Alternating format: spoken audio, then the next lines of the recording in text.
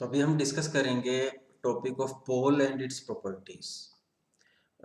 Poles use करके हम mechanism को सिंथेसाइज करते हैं और एक बार ये समझ जाएंगे तो इसका बहुत यूज होता है 4 बार और स्लाइडर क्रैंक मैकेनिज्म के सिंथेसिस में।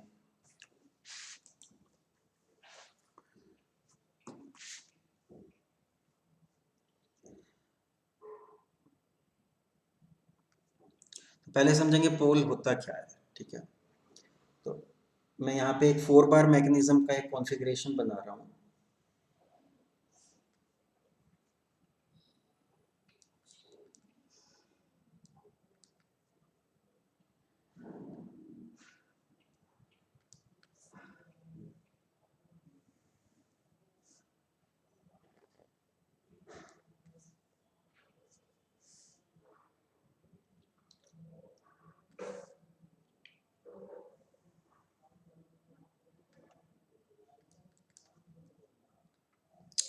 ठीक है, मान लो ये मैकेनिज्म है, यहाँ मैंने लिखा है A B1 C1 और D, ये उसका कॉन्फ़िगरेशन है।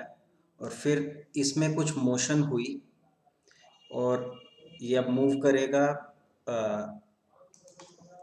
B1 मूव करेगा अलोंग कर्व,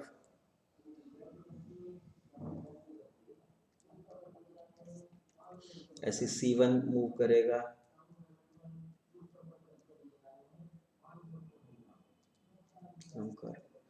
और मान लो मूव करने के बाद कॉन्फ़िगरेशन ये हो गया, ये पॉइंट हो गया B2, ये हो गया C2। तो कॉन्फ़िगरेशन अगर हम ड्रॉ करें,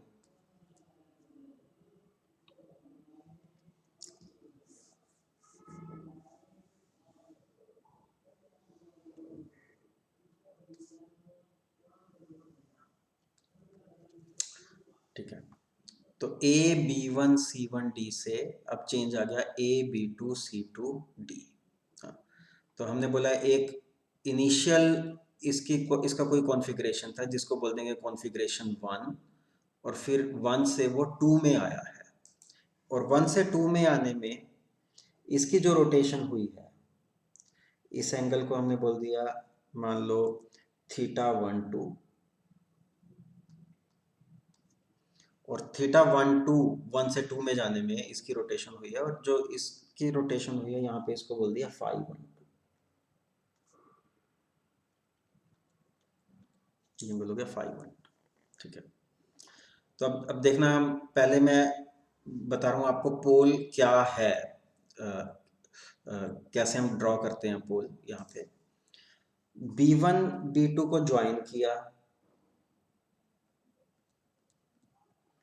B1 B2 को ज्वाइन करके उसका परपेंडिकुलर बाइसेक्टर लिया।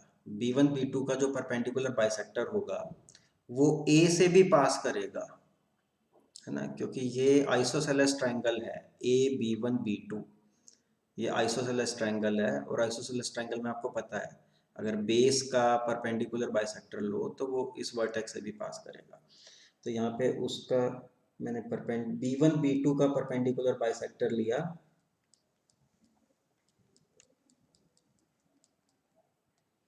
और वो ऐसी लाइन बन जाएगी A से पास होते हुए, ठीक है।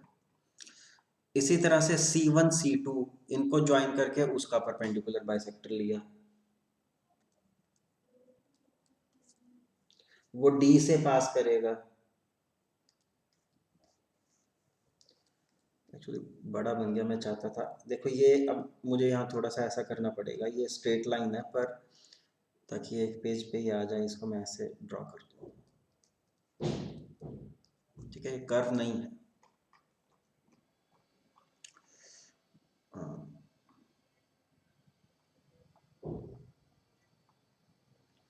C1 C2 का परपेंडिकुलर बाइसेक्टर लिया जो D से पास करेगा, और ये दोनों यहाँ पे इंटरसेक्ट किए, इस पॉइंट को बोलेंगे पोल,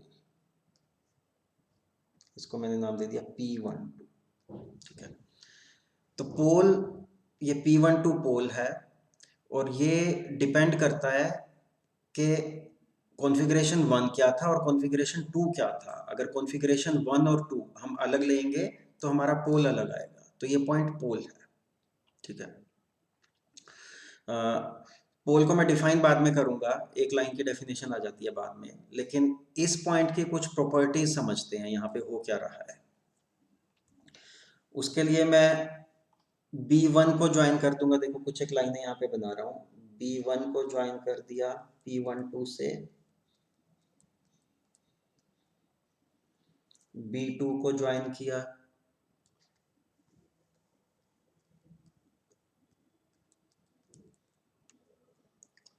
इस पॉइंट से। इसी तरह C1 और C2 को भी ज्वाइन किया।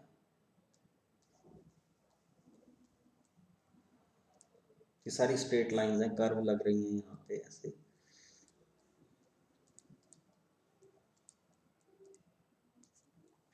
C1 और C2 को ज्वाइन किया, ठीक है। ये पॉइंट हमारा P12 है यहाँ पे, जहाँ पे सारे मिल रहे हैं।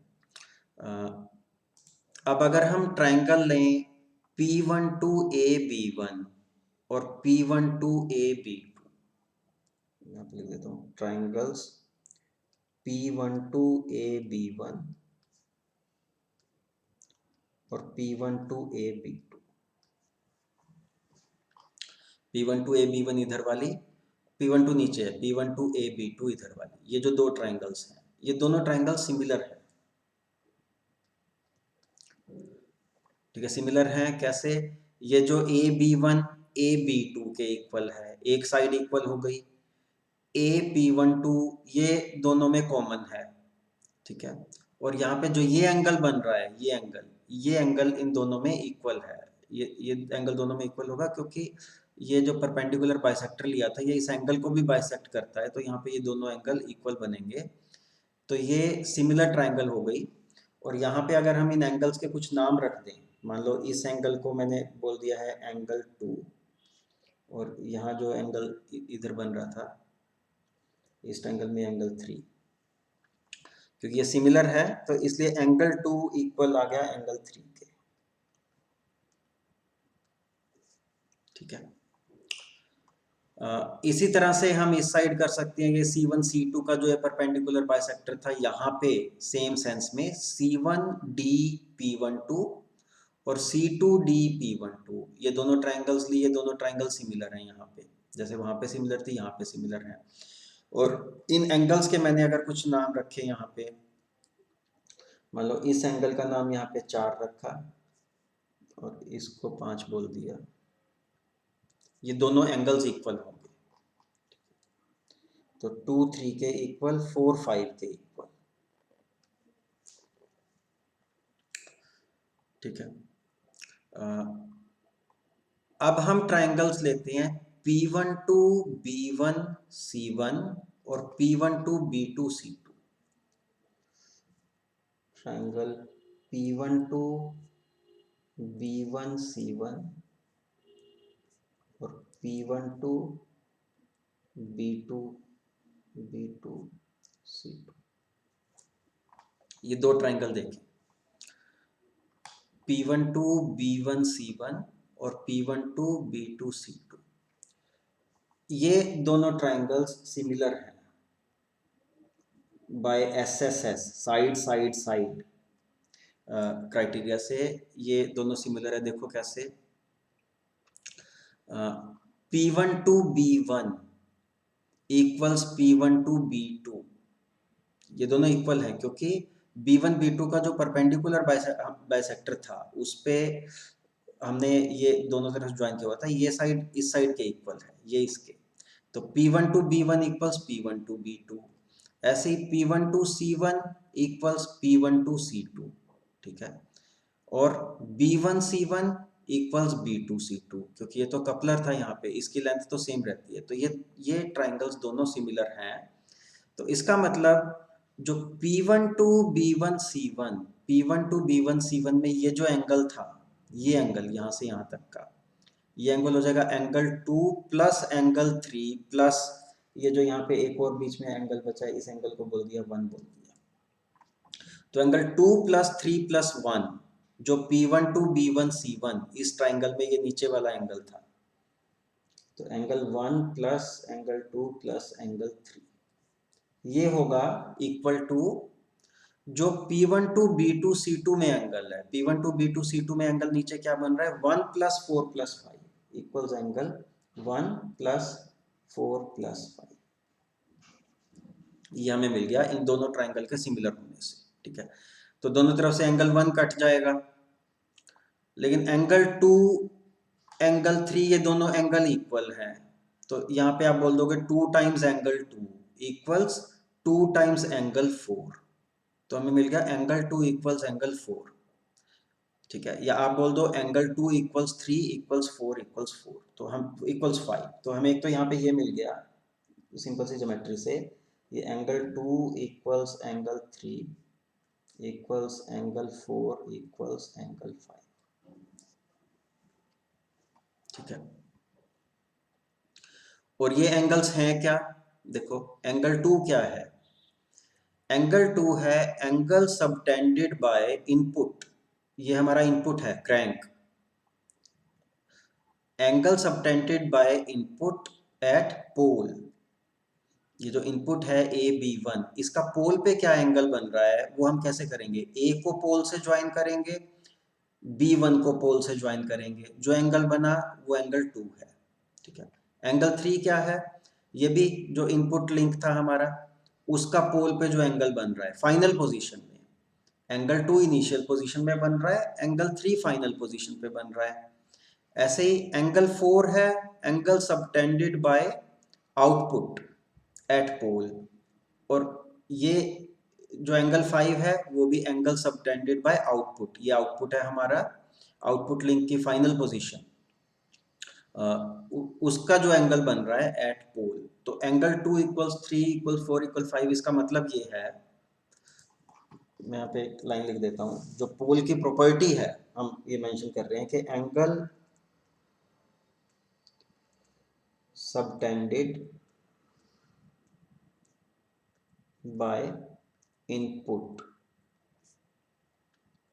ठीक है, एट P12, ठीक है, जब इनपुट की पोजीशन 1 है, मैंने यहाँ पे लिख दिया इनपुट की position 1, angle subtended by input जब उसकी पोजीशन 1 है एट P12, जो एंगल 2 था, equals angle subtended by input at position 2 at P12 equals angle subtended by output, output link हमारा कौन सा है, CD, angle by output in position 1 at P12 equals angle subtended by output at position 2 at P12।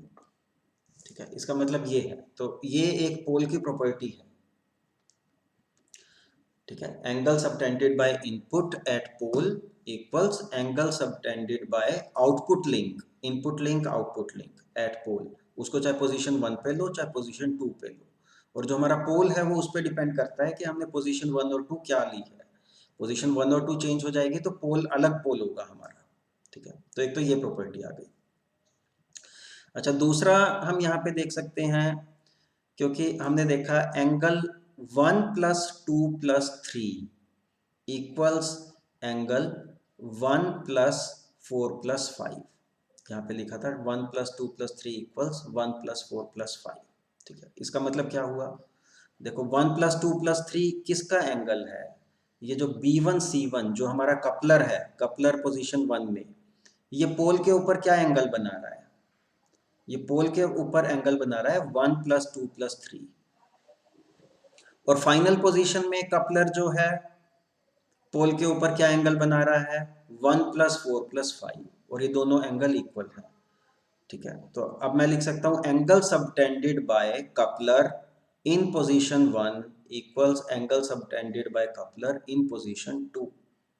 ठीक है, अच्छा, अब साथ में हम देखते हैं कि जो हमारा जो फिक्स्ड लिंक है AD, AD हमारा फिक्स्ड लिंक है। हाँ, AD क्या एंगल बना रहा है पोल के ऊपर, AD के कारण पोल के ऊपर एंगल बन रहा है एंगल 3 + 1 + 4।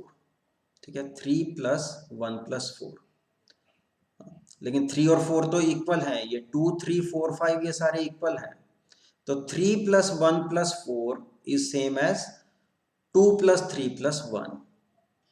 ठीक है, तो हमने देखा कि जो फिक्स्ड लिंक है वो भी पोल के ऊपर सेम एंगल बना रहा है जो कपलर बना रहा है। तो ये पोल की दूसरी प्रॉपर्टी है। यहाँ एंगल देख के हमें सीधा ऐसे ही पता लग गया। यहाँ पे मैं लिख देता हूँ, पोल की दूसरी property,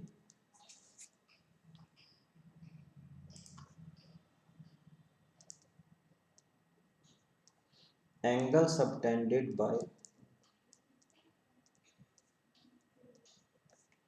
coupler at pole, pole पे जो वो एंगल बना रहा है equals angle subtended by fixed link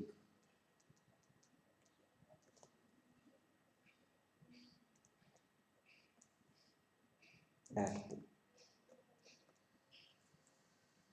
ठीक है, तो ये हमने पोल जिस तरह से डिफाइन किया था कि कॉन्फ़िगरेशन 1 से कॉन्फ़िगरेशन 2 पे गया और उसके कोरस्पॉन्डिंग हमने एक पोल डिफाइन किया P12। आपने कंस्ट्रक्शन देख ली और उस पोल की ये प्रॉपर्टीज हैं जो हमने दो यहाँ पे डिस्कस की है।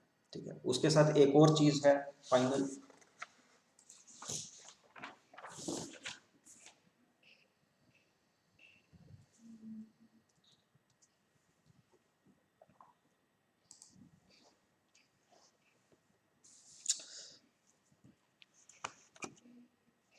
मैं पहले एक्सप्लेन कर देता हूँ यहाँ पे, फिर आप देखना।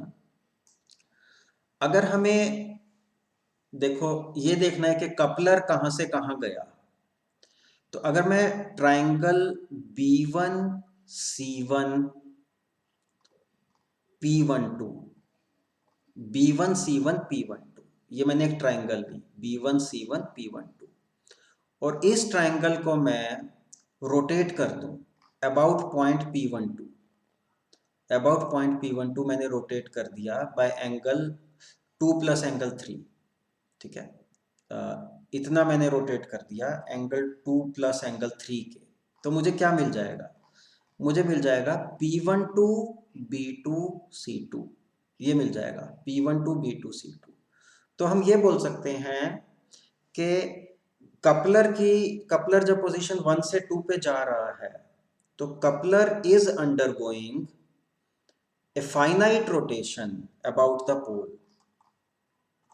ठीक है, फाइनाइट रोटेशन, कपलर को मैंने एक ये शेप मान ली P12 B1 C1 और ये अबाउट पॉइंट P12 उस पॉइंट को फिक्स करे रखा और ये ऐसे रोटेट हो गया, ऐसे कितना एंगल 2 प्लस एंगल 3 उसके इक्वल ये रोटेट हो गया, तो हमें कपलर की फाइनल पोजीशन मिल जाएगी। मैं यहाँ पे एक बार ड्रॉ करके समझ लो, देखो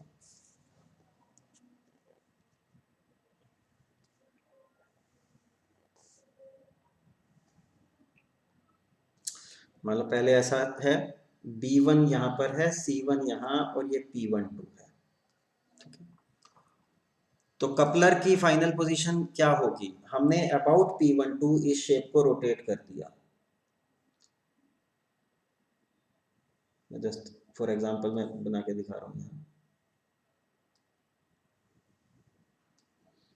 B1 रोटेट करके ये इस शेप को हमने रोटेट कर दिया कितना एंगल से, एंगल 2 प्लस एंगल 3, ये जो एंगल है यहाँ पे ये एंगल है एंगल 2 प्लस एंगल 3।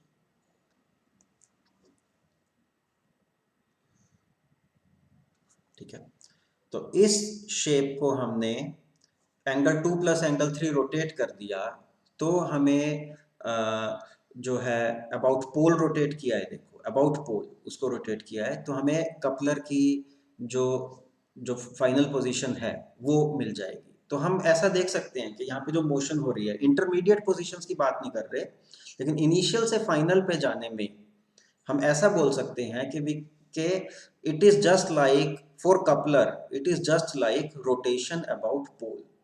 तो अब मैं इस आइडिया को यूज करके अब मैं जो पोल के बारे में जो तीसरी बात मैं लिख रहा था, और उससे पोल की डेफिनेशन भी आ जाएगी। तो पोल क्या है, पोल इज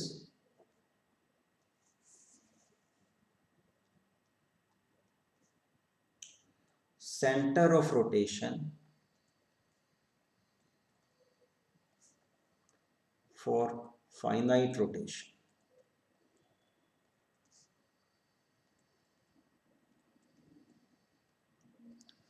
ठीक है, पोल है centre of rotation for finite rotation, जबकि इंस्टेंटेनियस सेंटर हमने पहले डिस्कस किया, इंस्टेंटेनियस सेंटर भी सेंटर ऑफ रोटेशन होता है, लेकिन इंस्टेंटेनियस सेंटर होता है centre of rotation for infinitesimal rotation के मैकेनिज्म की कोई कोई कॉन्फ़िगरेशन था, और थोड़ा सा अगर वो ऐसे थोड़ा सा बिल्कुल इन्फिनिटेसिमल उसमें डिस्प्लेसमेंट होती है, तो फिर then we can think of that change as rotation about a point, और वो इंस्टेंटेनियस सेंटर होता है। ठीक है, लेकिन यहाँ पे हम इन्फिनिटेसिमल रोटेशन की बात नहीं कर रहे, फाइनाइट, इनिशियल कुछ था फाइनल कुछ है, और उसको उसके लिए हम इंस्टेंटेनियस सेंटर नहीं, पोल इंस्टेंटेनियस सेंटर अलग होगा। देखो जब ये B1 C1 वाला जब कॉन्फ़िगरेशन है, उसमें कपलर का इंस्टेंटेनियस सेंटर कहाँ पे होगा, वो होगा आप इस लाइन को एक्सटेंड करो जहाँ पे भी ये एक्सटेंड होके जाती है, और इसको एक्सटेंड करो C1D, और ये दोनों जहाँ पे इंटरसेक्ट करते हैं इंस्टेंटेनियस सेंटर वहाँ पे होगा, क्योंकि वो है centre of rotation for infinitesimal rotation. ठीक है, लेकिन पोल है centre of rotation for finite rotation. तो ये हो गया पोल, और हमने ये देख ही लिया कि हम ऐसा लिख सकते हैं कि कि we can think of coupler motion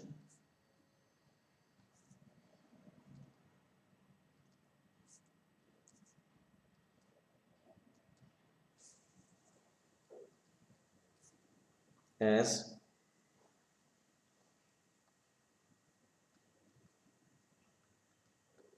rotation about pole by angle। ठीक है, जैसे भी 2 एंगल 2 बोल दो, क्योंकि एंगल 2 3 4 5 ये सारे एंगल इक्वल थे। ठीक है, तो ये हमारा पोल क्या होता है उसका आइडिया हमने डिस्कस कर लिया, और इसको रतन से पढ़ सकते हो। रतन में चैप्टर 5 में यहाँ पे पहले डायमेंशनल सिंथेसिस के बारे में थोड़ा बताया हुआ है, function generation, path generation, motion generation, ये क्या होते हैं इसके बारे में पढ़ सकते हो। और 5.1 में पोल है, तो जो भी हमने डिस्कस किया यहाँ पे ये डायग्राम है, ये पोल है, और फिर पोल की प्रॉपर्टीज ऑफ पोल पॉइंट, इन्होंने 4-5 पॉइंट बना दिए हैं, 6-7 बना दिए हैं, पर बेसिकली ये 3 पॉइंट ही बनते हैं जो हमने डिस्कस किए। ठीक है।